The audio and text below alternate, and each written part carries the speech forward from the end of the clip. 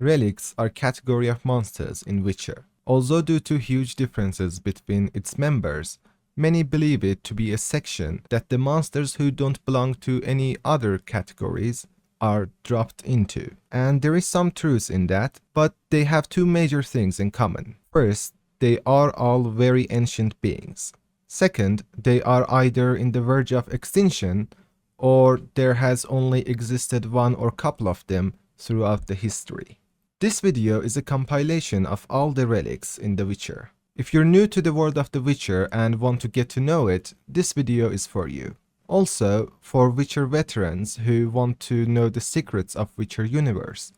Don't worry, it's a very detailed video and full of interesting facts you might have missed. Before getting into the video, please consider subscribing and leaving a like. With that said, let's begin. At a place no man treads, in deep dark heart of the forest, lies a mighty monster, the devil incarnation, a relic of past that sends shivers down its victim's spine. Be it a human, be it a wolf, be it another monster, a creature so strong that it can kill a witcher. Chorts are not your typical monster. They have horns on their heads resembling that of a goat's. Unlike their bigger relatives, Fiends, who have antler. Their hind legs are hooved and their front legs or hands have claws. Chorts are very big and powerful monsters, capable of ripping packs of wolves apart and even killing a witcher.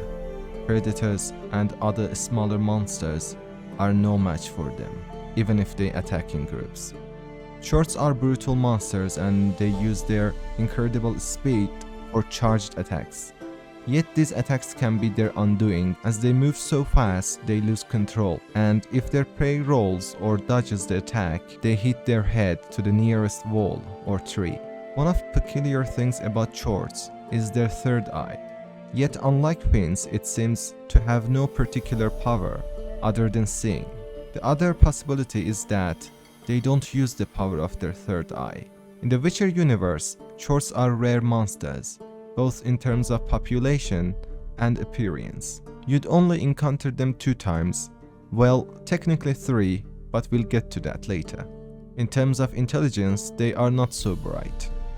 Unlike Leshens, for example, who used magic to control forest animals and plants, Chorts just seem to be brute animals who only care about their territory and food.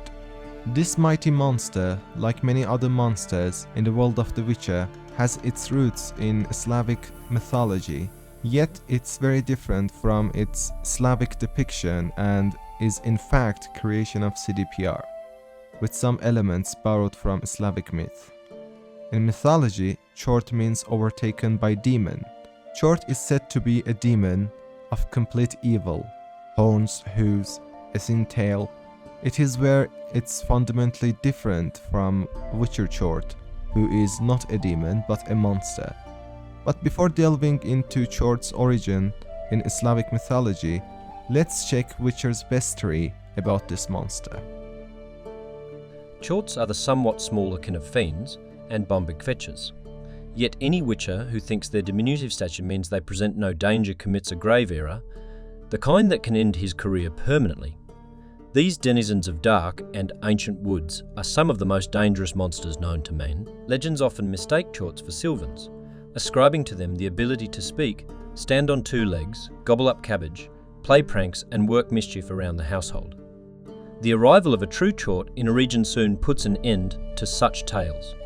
The creatures do not speak, at best communicating with each other through grunts, snorts and moans. They get about on 4 legs, and as for their mischief, they destroy farmsteads, devouring anything that can be devoured, including cabbage, if such is available, but also extending to poultry, pork, the family dog, and then the family itself. Chorts fight with little finesses, running straight towards their opponent and trying to knock him to the ground with the force of their charge. After downing their foe they bite, kick and strike with their claw-tipped paws. Due to their size and 4-legged posture, they are mostly unperturbed by the force of the Adad sign, and the regenerative powers of their body allow any wounds they receive to heal at a rapid pace. One is hard-pressed to name another area of our world more thoroughly riddled with monsters than Velen. There is one silver lining to this sad fact, however. The beasts living there must compete fiercely for hunting territory, meaning monsters often end up killing other monsters. An aggressive Chort known as Howler went on just such a fratricidal rampage, tearing a pack of wolves to shreds before attacking, and killing a fiend significantly larger than itself. Howler was a truly fearsome foe. Each one of its blows was enough to kill. Only heavy armour or the Quensign could protect one from mortal damage. Particularly to be avoided was its charge, and whenever possible, the monster was best attacked from the side. Geralt slayed the Howler without much trouble, yet killing such a fierce fighter might very well have proved impossible, had not its previous conflicts with its monstrous kin weakened it considerably. The lesson, I suppose, is that when two monsters fight, a witcher wins. In Slavic mythology, a singular Chort is sometimes identified as son of the god Chernobog and goddess Mara. But who are these two deities? Name Mara in Slavic mythology means to die by force. She is the goddess of winter. She is also fate goddess, whose arrival signifies misfortune, creates nightmares. In some tales, she appears as a destroying fate goddess who rides the night winds and drinks the blood of men. And Chernobog appears as the god of chaos, darkness, and night. In the Balto-Slavic mythology, he serves as a defiler of purity and corrupter of good things. So no wonder the offspring of these two not-so-friendly deities would turn out to be Chort. Chort is frequently seeking to tease characters into giving up their souls in trade for something like wealth, power, completion of tasks. This usually ends badly for misfortunate soul who gets tricked into getting vain presents, after which they are carried into hell. Additionally, Chorts switch roles from trickster to be tricked as he loses a wager in opposition to a hero who outwits him, triumphing his soul back. In this manner, Chort is frequently tricked into constructing citadel walls in a day, dig fish ponds, or often entire river banks. The actual shape of Chort is mostly short, hairy male with a tail, horns, and hooves. He is personification of all of the unknown evil forces within nature. Chorts are considered among the most vicious and the oldest demons in the central and eastern region of Europe. Now back to Witcher universe. Geralt encounters Chort in two occasions.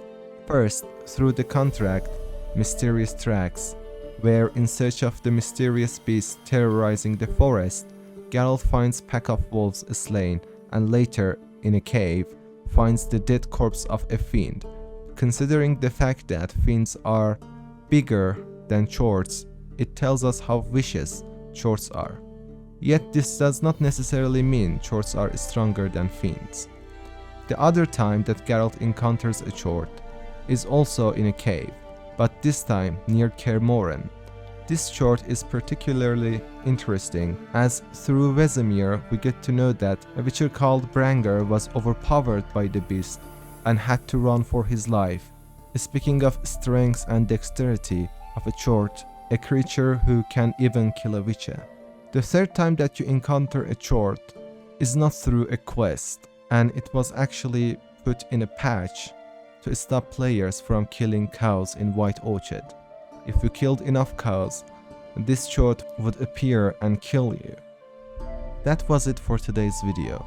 I hope you enjoyed it. Good day to you, and farewell. They are as old as this forest, cruel, vindictive, not to be crossed. Hello and welcome to another lore video, this time about none other than the Ladies of the Wood. We all have come across them in the game, and have been intrigued by them. The sheer mystery surrounding them, the fear they arouse has made us wonder, who are they? Where do they originate from? How powerful they are? And in today's video, I'm going to answer them, so stay tuned and let's begin.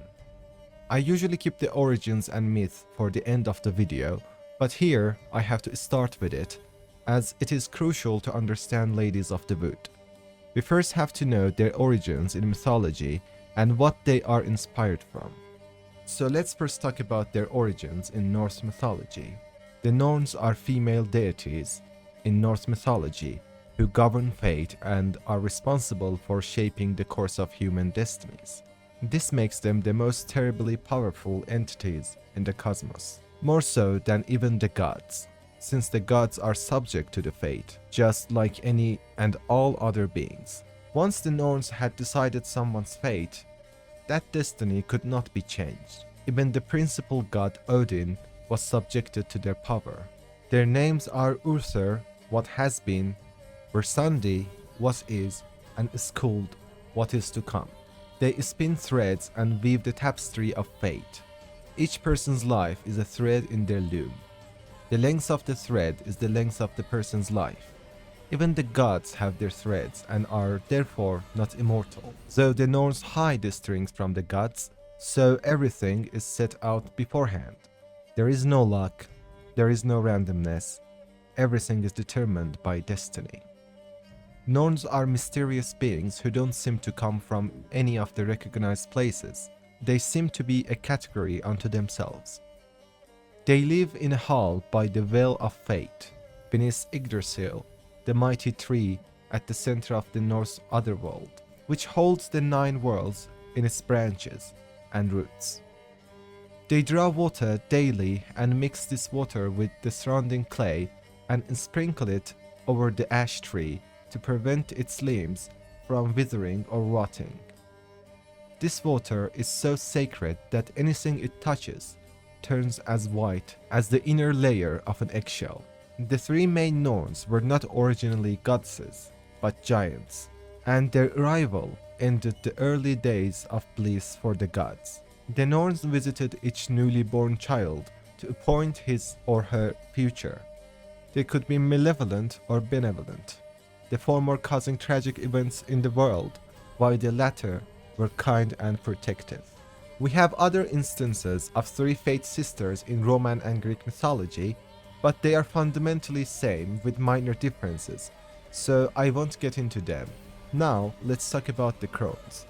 Of course, CDPR is not going to copy them word for word, but rather get inspiration from them and make changes to have their own unique creation. The Crones. Unlike Norns, which came from a land unknown and their creation remains a mystery, fortunately, we know where Ladies of the Wood came from. In the book She Who Knows, which is obtainable in Velen, gives us information about that. It reads, "Folk say they were 4 at first. The mother, She Who Knows, the Lady of the Wood, came here from a faraway land. And since she suffered terribly from loneliness, she made 3 daughters out of dirt and water. A long, long time ago, the mother was sole ruler of the Velen.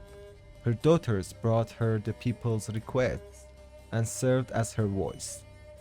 Each spring, sacrifice of grains, animals, and men were made to the Lady of the Wood on her special night.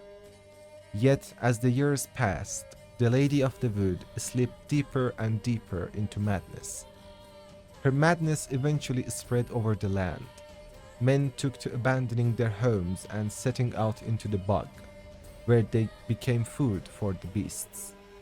Before long, Velen was drowning in blood. The daughters saw their land nearing destruction and took it upon themselves to save it. When spring came once more, and with it the night of sacrifice, they killed their mother and buried her in the bog. Her blood watered the oak atop Artserbin, and from then on, the tree grew wholesome and hearty food for the people. As for the lady's immortal soul, it refused to leave its beloved land, and so the sisters imprisoned it. To this day, it lies trapped beneath the whispering hillock, where it thrashes about in powerless rage. So from this text, we get to know where Crones came from. They were made out of dirt and water by their mother, She Who Knows, which makes her the real mystery as her own origins are unclear. The interesting thing is that Crones actually were the ones who walked among people, talking to them and bringing their offerings to their mother. An interesting turn of events, as after their rise to the power, they stopped talking directly to people and used their servants to do what they used to do for their mother. And as they are unimaginably old, it is safe to say that Anna wasn't their first servant. Their human form that we see before fighting them as Ciri could be their original form, as in times of their mother's rule, they walked among people. They couldn't appear with their monstrous form. Maybe their human form was their real form until they eventually changed into the grotesque beings they are now. Or they were like that from the beginning and used magic to turn into their beautiful human form.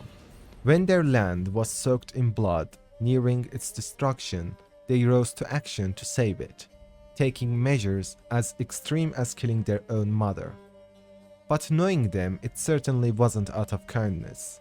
Every ruler, no matter how cruel they are, want their subjects alive, because if everyone dies, then who is there to be ruled? And since then, Crones have done an overall good job at preserving their land. True, at Sabbath some people are sacrificed and sometimes people are subjected to their curses, but their people seem to have a better life compared to others, as Crones help them survive the plague and also give them magical seeds so they have a better harvest. It's not the best of conditions, but they fare better compared to other villagers, showing Crones have some sense of ruling and are not just mad for blood, though they commit horrendous deeds, which I'll talk about later. Now let's talk about the tree, a symbol that Crones are heavily associated with. Remember Yggdrasil, the great tree that connected 9 worlds and the Norns took care of it? Well, here goes one of the similarities. Crones' tree, though it's nothing in comparison to the Yggdrasil, is a symbol of their ruling, their era. As it was said, they killed their mother and buried her in the bog. Her blood watered the oak atop Artsurbin, and from then on, the tree grew wholesome and hearty fruit for the people. So it literally marks the end of their mother's ruling and start of theirs. And in the end, when you kill the Crones, it dies with them, marking the end of their ruling. Again, like Norns who took care of their tree by magical pure water from the well, Crones too took care of their tree, but with different means. The blood of the people sacrificed on the night of Sabbath. When you go to its roots, you see a pool of blood, which is the source of eternity of the tree. It should have long been perished. Crones have ruled for such a long, long time, and the tree has stood strong during all these years, thanks to the blood and also Crones. Its existence is tied to the Ladies of the Wood, as it immediately dies after their death. Later in the game, Ciri says, "Centuries ago it was a hallowed site for druids, but then the Crones arrived, destroyed the Velen Circle, and deformed the sacred oak atop the mountain." So what does that mean? Firstly, although humans have no idea when Crones arrived, for elves it's a clear part of history, and we know there was a time that they didn't exist. Second, in the text, it was said, "Her blood watered the oak atop Artsurbin, and from then on the tree grew wholesome." So clearly tree existed before and it was a holy site, as druids resided there. When Ciri says they deformed the sacred oak, it refers to the time they buried their mother and her blood changed the tree forever. Life is hard in the world of The Witcher, especially at time of war, and especially for the poor people of Velen. It was usual for them to have several kids, and they literally couldn't feed them, and they would have to watch them die out of hunger. But they had one other option: send one or couple of their children to the Ladies of the Wood, although they knew they would never see them again. Children had to follow the trail of treats until they reached Crookback Bog, and a servant of the Crones would take care of them and feed them until they get delicious enough for the Crones to eat them. It's not clear if the peasants knew this was the horrific fate of their children, but they certainly knew they would never return. Eating young children was one of the sources of the Crones' immortality. The Elderman of Dunwarren says, "From the time of their cutting, every man is theirs." This is interesting because it makes a lot of things clear. First, the Crones most probably only decided the fate of men and not the women. You might say the word men might mean human in general, but the Crones make it clear when they say, "Round here, a young boy turns into a man," when they cut his hair for the first time. After that, Vives, one of the sisters, who is in charge of weaving tapestries out of hair, weaves a tapestry and decides their fate. Here we see some similarities to three Fate sisters. Like them, Crones too decide the fate of people, but in a much more limited way. First, they only decide the fate of men. Second, they only decide the fate of those whose hair is cut and brought to them, which is limited to Velen, and even not all of the people of Velen. Unlike Norns, who not only decided the fate of every human being, but also gods and other beings as well. Another difference is that Crones decide the fate once the hair of a young man is cut and brought to them, which doesn't specify their age, but we can deduce that they are not infants or young kids, whereas Norns weave the destiny of people when they are infants. Finally, let's talk about last cultural phenomenon surrounding Ladies of the Wood, the Sabbath. It is a festival in which people of Velen gather at the foot of Bald Mountain to celebrate, at the end of which they are given magical acorns, which is good for harvest and has medical uses. The ladies are said to be in a good mood at Sabbath, but there is something sinister behind it. Every year during Sabbath, Crones accept 3 young and healthy girls and boys. They are in their mind honored to see their goddesses. They are chosen by old Thekla and sent to the top of mountain, where they are about to see their ladies. They are filled with excitement, thinking themselves lucky. Yet this excitement does not last very long, as an evil fate awaits them. They get chopped up and turned into a stew for the ladies, and that explains their good mood during Sabbath. But why just 3 people? Why not more? Well, because there are 3 crones, and after Sabbath, they turn into the form of their victims and visit their family. After a few days, they say because they are enlightened after visiting Ladies of the Wood, they wanna travel the world, and never to return to Velen. This has been going on for centuries. Every year 3 young girl and boy meet their horrific deaths by the Ladies of the Wood, and their family never suspect, thinking their youth has left to travel the world. But little do they know. In order to understand how powerful they are, let's first talk about them individually. Vives is the one who weaves tapestries out of human hair. These tapestries serve 2 purposes. First, determining their destiny. Second, a way for Crones to contact their subjects, as the first time Geralt talks to them is through Anna, and she is able to do that by touching the tapestry. Bruce is the one in charge of turning humans into a stew, by eating which they manage to live long and stay immortal. And finally, Wispes.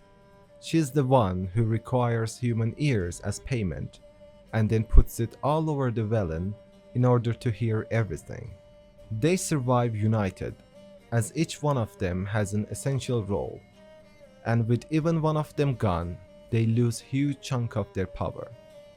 In Witcher Wiki it says, they draw power from the water and earth, and are bound to the land in which they live in. It's very interesting and clarifies many things. The Crones either have no power out of Velen, or are much less powerful. Anyhow, it is obvious they draw power from Velen, and are at their strongest form when they are in Velen, which explains why they did not expand out of Velen. Remember at the beginning of the video I talked about Norns, and how they determine the destiny of every being, from humans to the gods themselves. Well, Crones too have the power to decide the fate, but in much smaller scale. only limited to the people of Velen, and most probably even more limited to men whose hair has been cut and offered to them. So the Norns are much more powerful than the Ladies of the Wood by a great margin. Also, when you free the spirit in the tree, it takes children away from the Crones and kills their most dedicated subjects, people of Dunwarren, undermining the power of the Crones. Also, through these conversations with Ciri and Johnny, we get to know that Crones serve the Wild Hunt. Avalok told me of beings who commune with the NL elves. They can be found in every part of our world. In Velen, the Crones do this. Apparently, Imlerith came here at Eredin's behest, to order the Crones to keep their eyes open and ears pricked, in case Avalok were to seek shelter in his Velen hideout. Took the order literally, judging by all the ears hanging in the woods. We're looking for an elf named Imlerith. Ciri thinks the Crones might have invited him. The big knight. He near trampled me. On his way up the mountain, Yeah. What's it you want from him? he killed my friend. Out for vengeance, eh? Oh, let it go. Dying foolishly won't help. Even the Crones bow and scrape before that one. So Crones are, in fact, the servants of Eredin. Once at the top of the mountain, Geralt and Ciri decide which one of them is to fight Imlerith, and Geralt doesn't allow Ciri to fight Imlerith, telling her she is the one to fight the Crones, to which Ciri replies, "Hardly a challenge." Also, it shows that both Geralt and Ciri believe Imlerith alone to be more powerful than the Crones. And finally, Ciri is single-handedly able to put an end to them. So, Ladies of the Wood, although strong and dangerous, are not that much powerful. In fact, there are many forces in the world of Witcher who are stronger than them. Yet, it doesn't mean they are to be underestimated. They have many powers, like determining fate, to an extent, seeing future, casting curses, controlling all kinds of monsters, even as strong as fiends, and putting them into their service. They also have the ability to control men and essentially turn them into their slaves. They possess strong magical abilities and can cast off illnesses, make their lands more fertile, and grant favors, and so on. It's just they are not the strongest. That said, let's listen to their bestiary. Sister Crones, hand in hand, terrors of the sea and the land, thus do go about, thrice to thine and thrice to mine, and thrice again to make up 9. Macbeth, Act 1, Scene 3. The isolated corners of our world harbor creatures older than humans, older than academies and mages, older even than elves and dwarves. The Crones of Crookbeck Bog are such creatures. No one knows their true names, nor what breed of monstrosity they in fact are. Common folk have given these 3 sisters the names Vivis, Brewis, and Wispis, and call the threesome the Ladies of the Wood, or simply the Good Ladies. The Crones act as the true sovereigns of Velen, whose inhabitants they help survive through harsh times in return for unquestioning obedience. They wield powerful magic, but one different from that of mages. They draw power from water and earth and are bound to the land in which they live. The Crones can hear everything that happens in the woods, predict the future, twist the threads of human lives, and bring blessings as well as curses. The Crones seem for all intents and purposes to be immortal. Magic elixirs keep them from aging and allow them to take the appearance of young women. These elixirs and their mystical ties to the swamps in which they live also give them supernatural strength and vitality. Hello and welcome to another Witcher lore video, this time about Dopplers, which are categorized as monsters, but I'm not comfortable calling them that, as they have no monstrous features. If anything, they are very nice and kind race, hunted by men only because they fear them for their unique ability, shapeshifting. So, what are Dopplers? Witcher Wiki says, Dopplers, also called shifters, vexlings, mimics, doubles, imitators, are shapeshifters who can take form of anyone or any beast they have encountered, provided it has a similar body weight.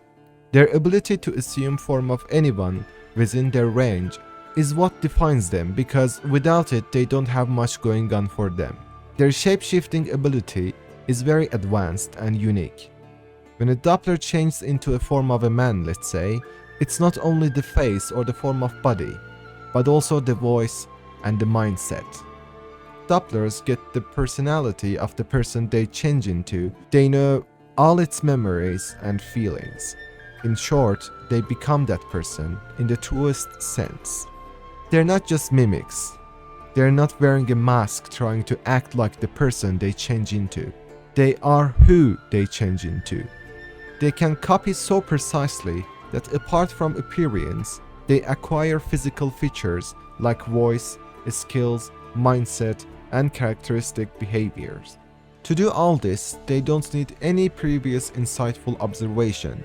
They do it instinctively, and that's what makes them unique. As sorcerers, too, can make illusions, but what Doppler does is no mere illusion, and as Geralt puts it, is 1,000 times more advanced. They not only assume the physical form and the personality, but also the clothes the victim wears. Let's say a man is wearing a woolen coat and a leather bag.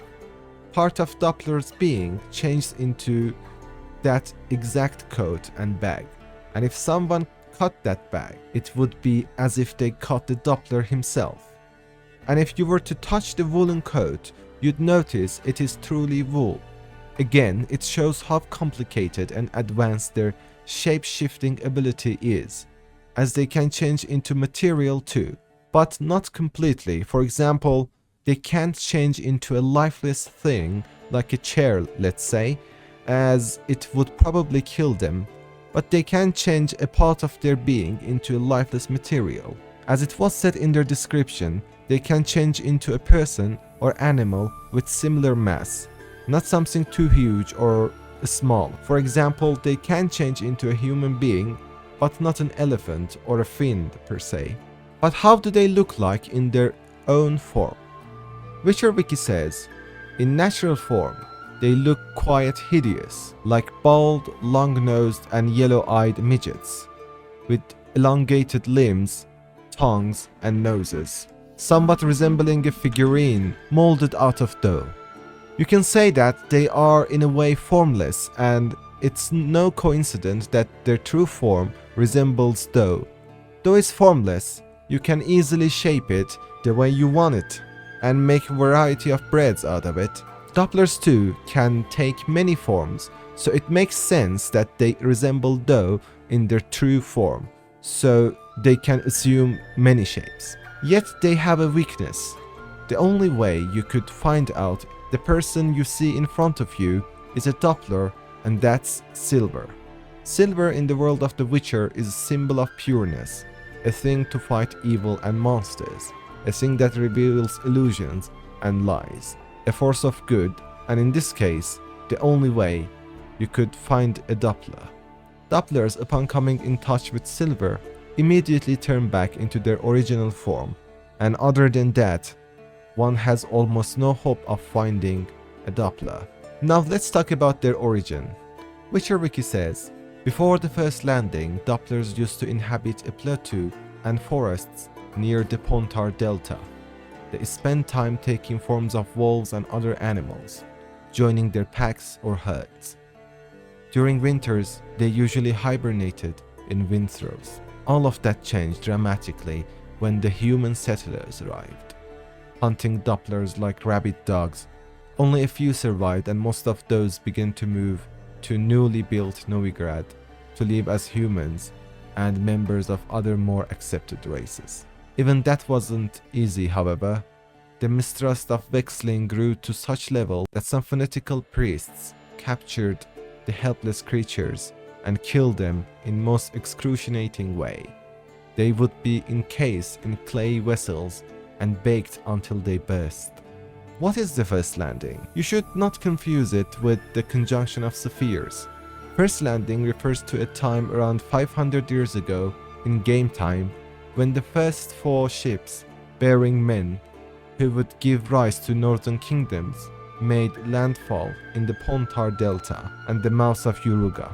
It is thought to have taken place sometime in 7060s. So Dopplers inhabited Pontar Valley before even humans arrived.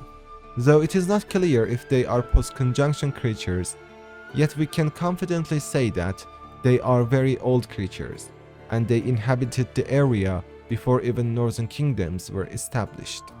Dopplers are genuinely good-natured creatures. Otherwise, with their shape-shifting ability, they could bring great harm.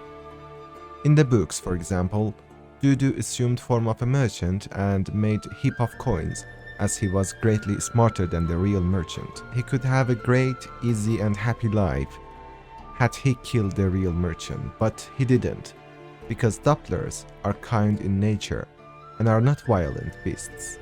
And that's why I said I'm not comfortable calling them monsters. Let's read their bestiary. Your package. Your brother picked it up. You know, you two damn near identical. Hey, where you running off to? Han Kluger, postmaster. Dopplers, also known as vexlings or changelings, are beings able to take on the form of any humanoid or animal they please. This transformation is no mere illusion able to be shattered with a simple spell, but an authentic and complete metamorphosis. This means no protective amulets or witcher medallions will signal a Doppler's presence. They emanate the same aura as the being whose form they have assumed. This, combined with their incredible intellect and cunning, would make Dopplers supreme assassins or thieves had not nature endowed them with generous and timid spirits which make them avoid the shedding of blood at all costs. Combat tactics. When a Doppler assumes the form of its attacker, it gains some of its skills. In the case of the Doppler hunted by Geralt, he gains the ability to use the active shield mode for Quinn, and can even use blasts of Igni. Additionally, the Doppler's swordplay is nearly on par with that of the Witcher, as he can parry and strike just as swiftly. Be patient when fighting the Doppler. Do not attack when his active shield is clearly visible, as the resulting detonation can knock Geralt to the ground.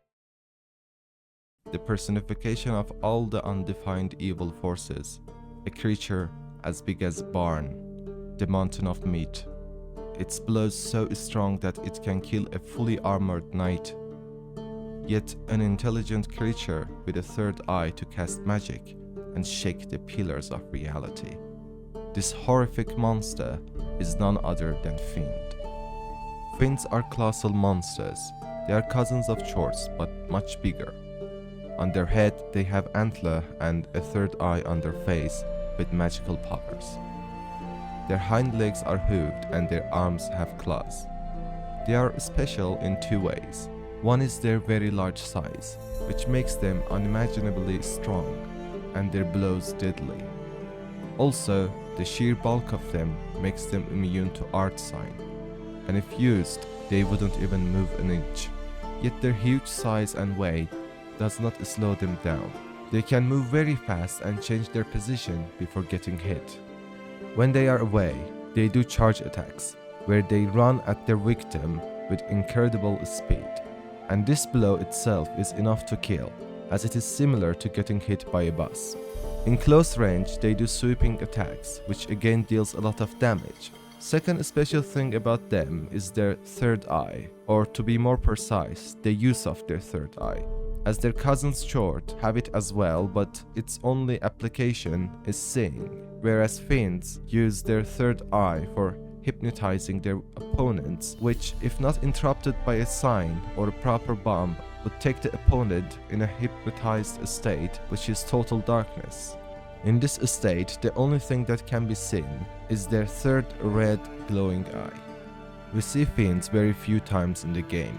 One encounter is at the early stages of the game, in infamous swamps of Crookbackbog, when Geralt ventures there with Bloody Baron.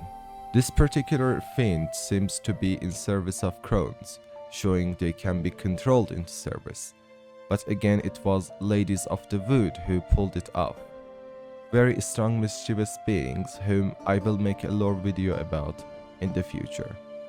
Another thing that caught my eye was in Mysterious Track's contract, where you see a Fiend killed by its smaller cousin Chort. Yet it doesn't mean Chorts would kill Fiends anytime. Looking at the facts, Chorts are actually in disadvantage, being smaller and not having any magical powers. Yet we see that this does not mean Chorts have no chance when fighting a Fiend. To get more information about Fiends, let's first check the bestiary, then I will talk about Fiends' roots in Slavic mythology. I regret to inform your grace that your grace son fell while hunting a Fiend.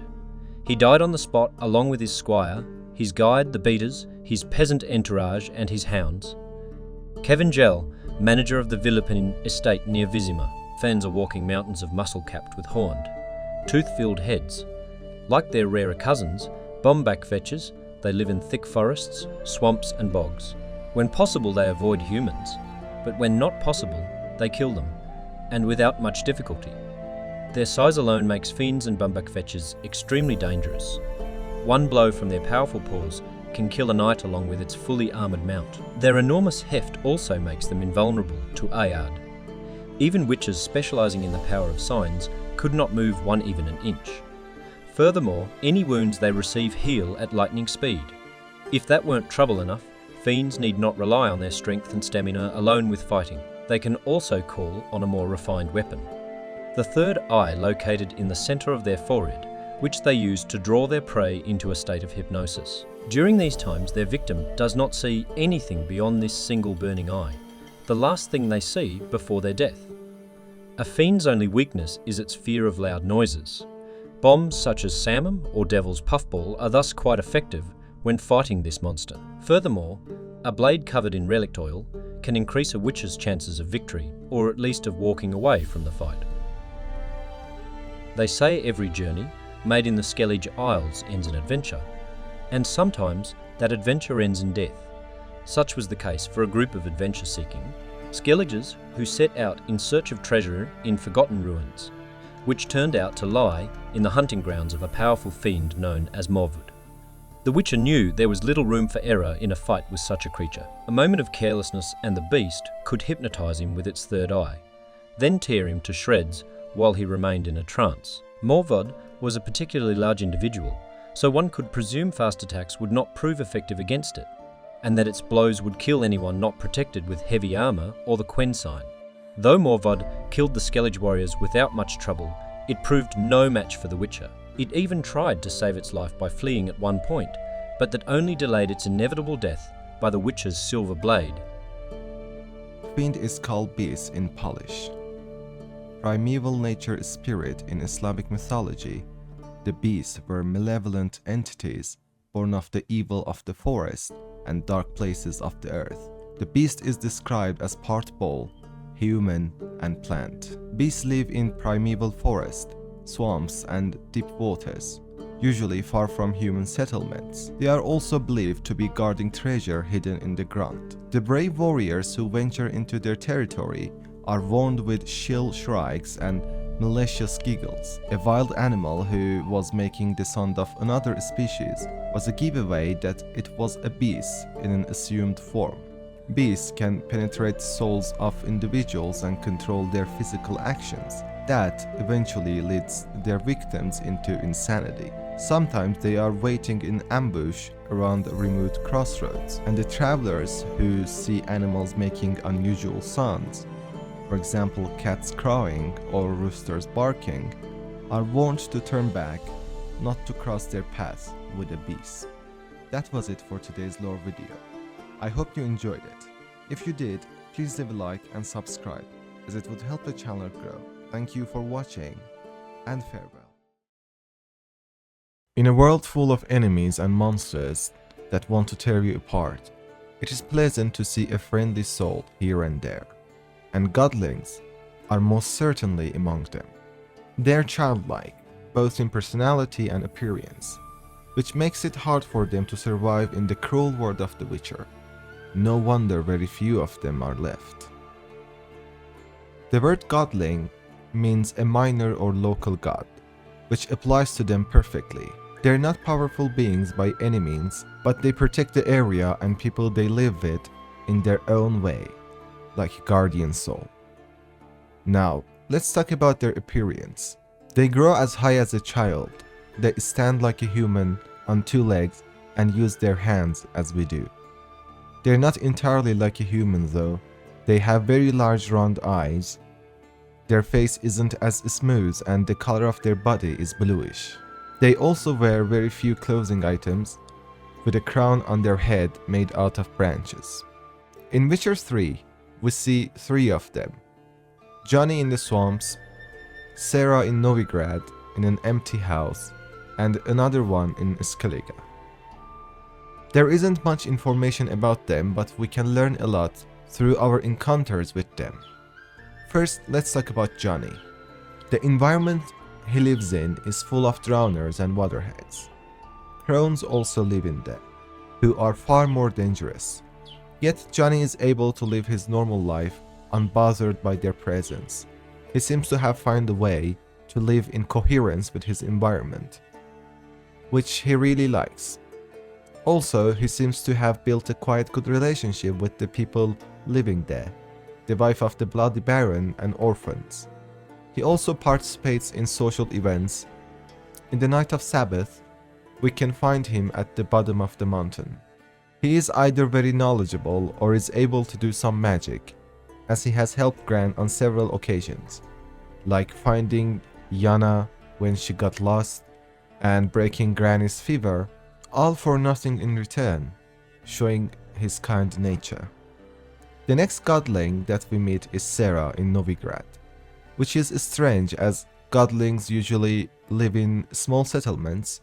She occupied an empty house, and when the owner decided to sell it, Sarah made noises and moved the furniture around, making the owner think the house is haunted, showing how smart Godlings are, and the fact that they are able of harmless mischief.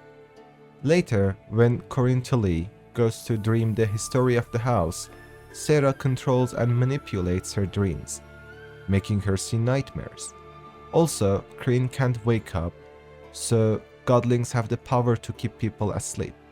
It is actually the only place we see manifestation of their power. Sarah, the Godling, doesn't do it out of malevolence. She thinks she is playing with Corinne, but a game that Corinne doesn't seem to enjoy. Finally, we see another Godling in Skellige. What's interesting about her is that she teams up with other sentient monsters, a werewolf, a Doppler and a troll, to face Geralt for killing their kind. It shows that not only Godlings are good at communicating with people and building up relationships with them, they also can do it with other sentient beings. I forgot to say it in Johnny's section, but he had the ability to communicate with crows, and although it's not mentioned in the game, but it is highly probable that Godlings can communicate with other animals as well. So, in conclusion, Godlings can cure people, conjure dreams, communicate with people, monsters, and animals. They are kind and understanding creatures and help people who they live with. In short, they are guardian souls. Before talking about their mythology roots, let's read Witcher entry to learn more about them. Not too long ago, the areas around peasant hamlets were chock full of guardian spirits. Today it's nigh unto impossible to spot a brownie, bucker or luton, and Godlings, they are always the first to go. Such is the price we pay for civilization's forward march from the preface to the world we have lost by Professor Doregere. Godlings, sometimes mistaken for luton, are woodland creatures dwelling in burrows and moss-covered hollow stumps on the outskirts of human settlements. They are similar to children in behavior and appearance, and, like children, delight in mischief. Godlings are deeply rooted in their home territory and perform acts of care and guardianship to those dwelling near their burrows. They watch over people as well as animals, but shy creatures by nature, they try to do so while remaining unseen. Godlings are drawn to joy and innocence, and so delight in the company of children, and usually only show themselves to the young. These hard-working and clever creatures gladly perform small services for those in their care, asking only for respect and payment in the form of food or cast-off tools in return.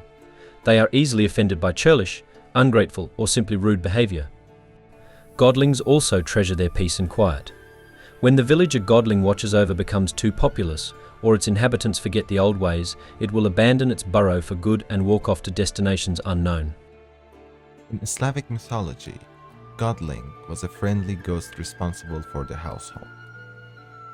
They were quiet and meek creatures that came into existence from the soul of dead children. They were believed to look like gnomes or simply very small people. They lived in houses with people but avoided the eyes of living. Compassionate women would often leave them a bowl of food, for which they repaid by guarding the house against both uninvited guests and the evil spirits lurking for the household members. Thank you for watching this video. If you liked it, please leave a like and subscribe, as it would help the channel grow. Right now the channel is small, but we hope by creating more exciting content for you, we can make our community bigger and bigger. Have a good day, and farewell. At the heart of the forest lies a secret. In the place born of darkness and primeval nature resides a mighty and terrifying guardian. Immune to human steel, it is believed the Leshen is nature's way of protecting the forest and the animals that live within it from the threat humans started to pose upon their ravaging expansion deeper into the lands. Leshen or Leshy is one of the unique, rare, and mysterious monsters in the world of The Witcher, as a result intriguing a lot of people to know more about them. They are smart woodland creatures capable of crafting and even using magic to control animals and planets in their territory. As their inhabitant is deep dense forest, you won't find them anywhere else. There's also very few of them left, so encountering one is a rare experience. Leshens are known as forest spirit, or in Slavic mythology, he from the forest, making it obvious that Leshens only come in male type. But then, how do they breed? There's an interesting story behind that in Slavic mythology that I will explain later in the video. Leshy differs from other monsters in many aspects. In terms of attacking strategy, they have some tricks up their sleeves. Unlike many other monsters who just lunge at you with their claws and fangs, Leshens have the ability to order and summon ravens and wolves to help them in fighting you. They also have the ability to make use of tree roots as they dig their hands in the ground and send a chain of tree roots at you, which deals a lot of damage. During the fight, they tend to teleport and attack you from different positions, making them a versatile fighters. Yet they are vulnerable to fire, so using ignicine or throwing fire bombs is a good way to fight them. In terms of form and appearance, Leshy is made of wood. It has a trunk as its torso and branches attached to it, making its arms and legs.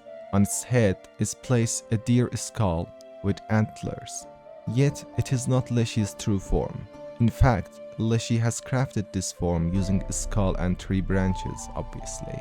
In Slavic myth, Leshy is able to assume any likeness and can change in size and height. In his native forest, the Leshy is as tall as the trees.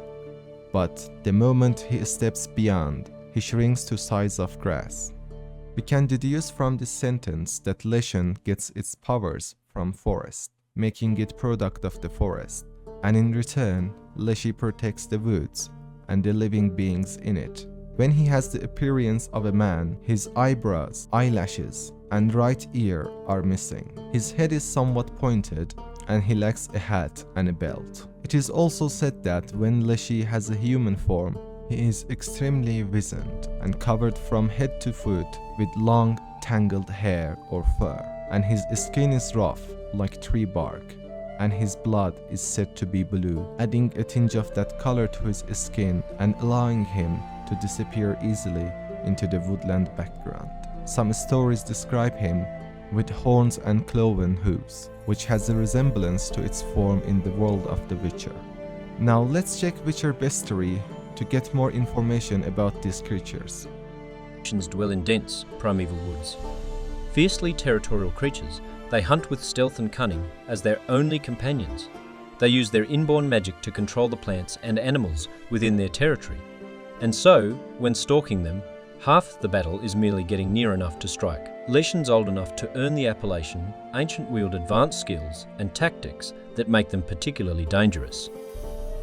Novigrad, the greatest metropolis in the world, the acme of civilization material proof. Also, one is tempted to think of mankind's ability to tame and control nature, yet right outside the city walls lies the Novigrad wilderness, and whoever sets foot in it soon finds out that man's primacy does not extend past the city walls. One of the monsters who made its lair in that thick tangle was an old, powerful Leshen. It killed any who strayed into its territory with its species' characteristic cruelty, lacerating them with razor-sharp claws, sending strangling plants shooting out of the ground or feeding them to packs of hungry wolves. If not for its vulnerability to fire, the Igni sign included, and the protection of the Quen sign, one could wager not even the toughest witcher would be able to slay the beast. Geralt of Rivia was only able to finally put an end to this Leshen after a long and exhausting battle. Once the beast died, the way was clear for loggers to move into its former domain. The woods now gradually fall to the axe. Perhaps one day they'll disappear altogether, and their monstrous denizens along with them. Some monsters are so powerful, local populaces begin worshipping them as gods. Such was the case with the Leshen dwelling in the woods near the Skellige village of Fearland. The elders were absolutely convinced the monster watched over them by defending them from their enemies and training their hunters. The Witcher had his doubts, however. Leshens are mean, self-serving creatures, and the ancient one living in the woods near Fearland was surely no exception. The Geralt knew freeing the villagers from their supposed protector's grasp would be no easy task, if he decided to even try. The Leshen known as the Woodland Spirit was so powerful as to have mastered the art of marking.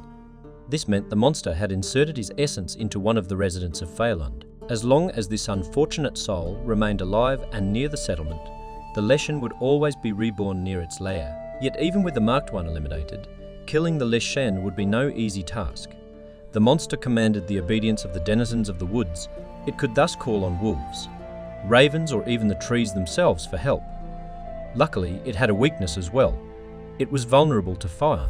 That born of the Igni sign in particular, the Witcher managed to kill the Leshen, ending the murders terrorizing the woods around Fearland. Yet this did not mean the villagers' troubles were over. In Slavic mythology, it is said that Leshy would lead travelers astray in the forest, getting them feel hopelessly lost. The intent of Leshy isn't always evil in such cases. He is more a mischievous being who enjoys misguiding humans from their path. People who are kind to Leshy when they meet are often recipients of gifts. In folk tales, cattle are tended for poor peasants, and princes are guided on their quest and find their proper princess.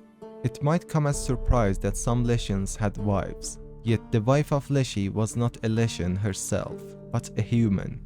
A wife named, and I have no idea how to pronounce it, Lehachika, who is a fallen or cursed human woman who left her village to reside with him. They even have children.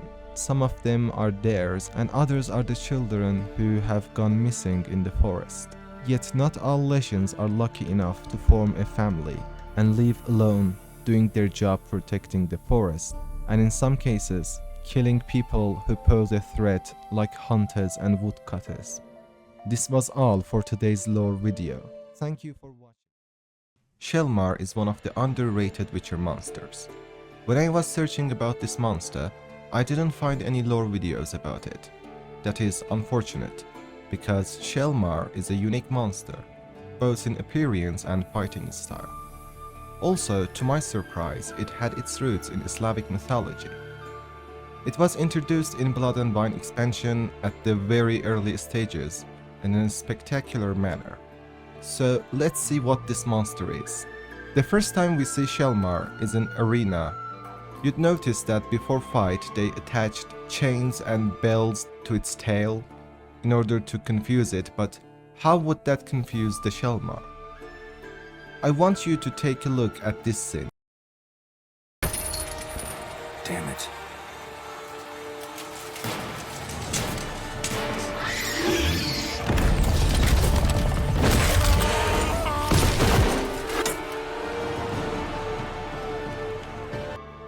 After Shaelmmar's chains broke, He doesn't attack Guillaume until he makes noises, hitting his sword to the shield. It's because Shaelmmar is naturally a blind creature. It relies on its hearing, or to be more precise, the sound waves that bounce off the objects. One thing you'd soon realize is its hard shell, which looks like it's made of stones. And hitting it with sword is pointless, but underneath the lower parts of Shaelmmar, unlike its back, is not covered and is vulnerable. What's interesting about this creature is its attacking style, which is unique to Shaelmmar. It has 3 attacking strategies. First, it hits the ground and sends a wave of rocks towards you. Second, it rolls to a stone wall and it starts spinning around. And third, it digs a little bit and then it starts spinning on the spot, throwing rocks all around, which was good to see. As much as I love the game, I believe the combat system and enemy moveset could be more diverse, and seeing Shaelmmar bring new attacks to the table was a joy. Shaelmmars live underground. They are very well equipped to dig tunnels, and it also makes a lot of sense that they are blind and rely on their hearing senses, as deep underground is completely dark and seeing wouldn't be that much of a help.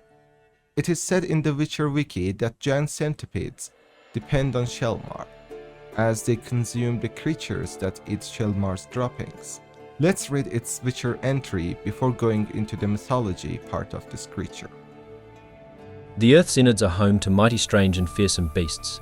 Were they ever to decide to ramble up to the surface, we'd all be gutted the very first day o' the invasion. Ramus Vendenrats, Mahakam Foreman. Shaelmmars spend most of their lives deep underground, having no contact with the world up above. At times, however, a Shaelmmar will dig its way to the surface and devour any men within its reach. Some Shaelmmars also burrow tunnels close to the surface, collapsing buildings and causing tremors in the process. Since Shaelmmars are blind, they find their way by sensing vibrations and listening for sounds. Thus, the best tactic when fighting such a monster is to hurl something heavy or noisy against a nearby boulder or wall. Then pray silently that the beast will roll towards the sound and knock itself out upon striking into the obstacle. Clumsy Shaelmmars might seem easy targets to hit, but when even your strongest blows bounce off the thick armour plating their backs, you realise they've little need to dodge. When threatened, a Shaelmmar will curl up in a ball and roll forward with tremendous impetus, becoming an unstoppable force crushing everything in its path. A Witcher's best bet is to stay out of a charging Shaelmmar's way and strike after its charge fails, revealing its vulnerable underbelly. A Witcher of particular cunning and agility will use the add sign, or a bomb summon works particularly well for this purpose to cause the Shaelmmar to slam into an obstacle at full speed, significantly lowering its fighting ability and opening the Witcher's path to victory. Trying to disorient a Shaelmmar in this way is a risky manoeuvre, but can be effective, especially when third parties are threatened. Shaelmmar is inspired by Skarbnik, a creature in Slavic mythology, very different from Shaelmmar but also similar in other aspects. Skarbnik is not a beast and looks nothing like Shaelmmar, but it is deeply connected to mines and underground as is Shaelmmar. Skarbnik in Slavic mythology live in mines and underground workings and are the guardians of gems, crystals, and precious metals. It is said that they will protect miners from dangers and lead them back when they are lost. They will also lead them to veins of ore. To people who are evil or insult them, they are deadly, pushing them into dark chasm or send tunnels crashing down upon them. Hurling rocks, whistling, or covering one's head are actions that are offensive to Skarbnik, who will warn the offenders with a handful of pelted soil in their direction before taking serious action. Skarbnik also has the appearance of an old man, very much unlike the depiction of CDPR in the games. Well, that was it for today's video. Thank you for watching, and until the next one, goodbye. It is more or less easy to categorize mindless beasts, but not Sylvans. They carry the elder blood like elves. Relict of past, they're as smart as other sentient beings like elves and humans. but admittedly not as sophisticated, as there is no mention of them building societies or cities. You never come across Sylvan runes, unlike elves for example. It is possible though that they lived with elves at some point, as they both carry the same blood, or they could just live in wilderness, as they do now. Their appearance, in short, resembles a mixture of goat and human. They have hooves and horns, which leads peasants to mistake them for devil. Although they are mischievous creatures, they are far from evil, yet because they're sapient, they can choose to do evil. But in general, they are more of a prankster than evil. Sylvans are typically cheerful beings, who delight in playful pranks and solving enigmas. They have a fondness for melodies and are skilled at playing instruments like reed pipes. Beyond their mischievous antics, they play a beneficial role in agriculture by enriching soil, deterring avian pests, willingly tending to root vegetables, and consuming harmful insects. Sylvan was introduced in the Age of the World short story in the Last Wish book. This Sylvan was called Tolk. It had a rather complicated relationship with the villagers. Although it took some of their harvest, but as Sylvans, because of their traits like taking care of the harvest, killing pests, and so on, are good for the fields, the villagers could stand him, until finally a group of them hired Geralt to chase the Sylvan away, or according to the villagers, the devil. Anyways, later it became clear that the Sylvan was working with elves. No surprise there. Long story short, elves capture Geralt and intend to execute him, and that's where the Sylvan defends Geralt. And that's the interesting part of this story. He never wanted anyone to die, and his act shows that behind mischief and tricks, Sylvan is a good-natured creature. At least this one in the books is, as it only gets worse in the games. As far as I remember, we encounter two Sylvans in the game. The first one is called Olgod, and he's an insensitive, manipulative being who takes advantage of naive peasants. But whether he deserves to die or not is hard call. He basically is a Sylvan who lives in a concealed basement and talks to villagers in Velen without of course showing himself. They believe him to be a god and bring him offerings until Nilfgaard attacks and they become poor and struggle. Yet the so-called all-god insensitively asks them to bring more, or he'll curse them. Poor peasants, afraid, had to cut off the little ration they had to offer for this greedy Sylvan. Regardless of what you decide to do with him, All-God paints a bad picture for Sylvans, leaning towards merciless cruelty.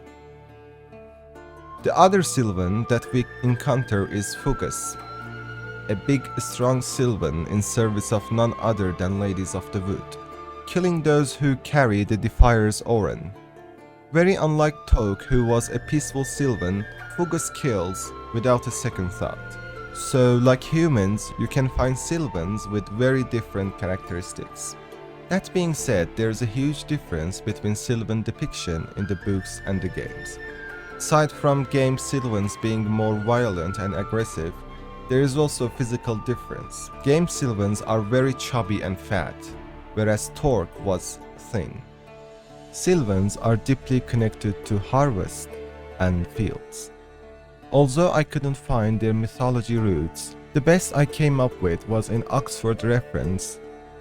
It said that, in classical mythology, an imaginary being believed to haunt woods or groves, the spirit of the woods. If you know where exactly Sylvan originates from, please let me know in the comments. And with that said, let's hear its best theory. Sylvans are cruel, greedy and treacherous. Still, I prefer them to Dioin. Yevon, legendary Skoya Tail Commander, Sylvans and Yakshas, a kindred species, are extremely rare woodland creatures whose appearance combines traits of goats and rotund men. These beings usually pose little danger, for they limit their contact with humans to playing harmless though often bothersome tricks and eating crops from their fields. Sylvans and Yakshas resemble men not just in appearance, but also in behaviour, though it must be said they have adopted more of our vices and weaknesses than strengths. Lazy by nature, they would gladly spend every day in idleness, puffing on pipes, gorging on rich foods and downing strong drinks. Since Sylvans and Yakshas enjoy partaking of the fruits of others' labours without asking permission, men do not take to them kindly and at times, fooled by their awkward appearance, will try to solve this problem using force. This often ends in tragedy, for Sylvans, despite their corpulent frames, are astonishingly strong and agile. They also emit a powerful and extremely unpleasant scent which can cause even a witcher, whose line of work accustoms him to foul stenches, to gag and feel faint. Watch out in particular for Yakshas, which are fiercer and keener on fighting than normal Sylvan. Combat tactics. Melee combat against a Sylvan is difficult, even for a witcher. One has to evade the physical strikes from a Sylvan, not attempt to parry or counterattack. Yrden can gain time to bring a silver sword into play, but a Sylvan can counter this by breathing intense flames that melt through the best armour. If close quarters combat isn't going well, one should be prepared to make use of long-ranged options. A crossbow loaded with good bolts can keep the witcher relatively safe, whilst being effective. And with that, this video comes to an end. Thank you for watching this video. If you liked it, please leave a like and subscribe, as that would greatly help this channel. Have a good day, and goodbye. Some monsters have a clear background and it's easy to understand them, but some are not meant to be known. They remain a mystery, and there is very little information about them to work on. The Caretaker is certainly one of them. To be honest, there isn't much information about it, but we'll work on the little information that we have. The Caretaker was introduced in the Hearts of Stone DLC. When we face it, it immediately attacks us. No dialogue involved, so we don't really get a chance to know each other. However, it immediately becomes apparent that Caretaker is not our usual everyday beast. You don't find him gorging on a corpse, but dragging it, and later digging a grave for it. Not as a gesture of respect, of course, but we'll get to that later. From afar, he looks like a very tall man wearing a hood concealing its face. When it turns, it becomes obvious it's anything but a man. Everyone has seen the skin attached to its face, but have you paid attention to this part? It's not just his face, every part of his body is stitched and attached. From visible parts, we can see stitches around his chest and arms. Now, what does that mean? First off, we know that Caretaker is some sort of demon from another dimension, and it does not have a physical form. At least not in Geralt's dimension. So Olgierd grafted some corpses to house this demon to give it a physical form. But why not just the whole body? Why attaching different parts of different corpses? Well, the simple answer is, the bigger, the stronger. Most probably, a normal-sized human's body couldn't house that much power. There is also the idea of power in grafting. When you attach two things, you get the power of both. If you have played the Elden Ring, you must be familiar with this concept, as Godling, for example, attached the limbs of other Tarnish to himself to get their strengths, or the Pot Alexander by eating the corpses of warriors and absorbing their strengths. You could say that here too, it adds to its strengths. Second important thing is the face of the Caretaker, or to be more precise, the face it does not have. Face is identity. You are recognized by it, by people who know you, and also by legal system. It gives you a sense of identity, a sense of being a unique person. Yet Caretaker does not have it. But why? Well, Olgierd summoned him and put him in service of Iris, so it is only logical to believe he tailored the body for him, and instead of face, stitched the skin. So it didn't matter who Caretaker is as a person. He was summoned to serve, and that's all there is to him. No identity, just a person who takes care of the house, cleans the garden, and of course, brutally murders the intruders.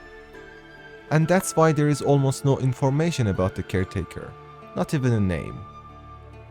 There is one peculiar thing though. When he sees Geralt, he lifts his hood to see, yet he has no eyes. And I don't know whether it's CDPR pulling our leg or he actually has eyes in a very weird, unknown way. Anyhow, I thought it was funny, and if you have an explanation for that, let me know in the comments.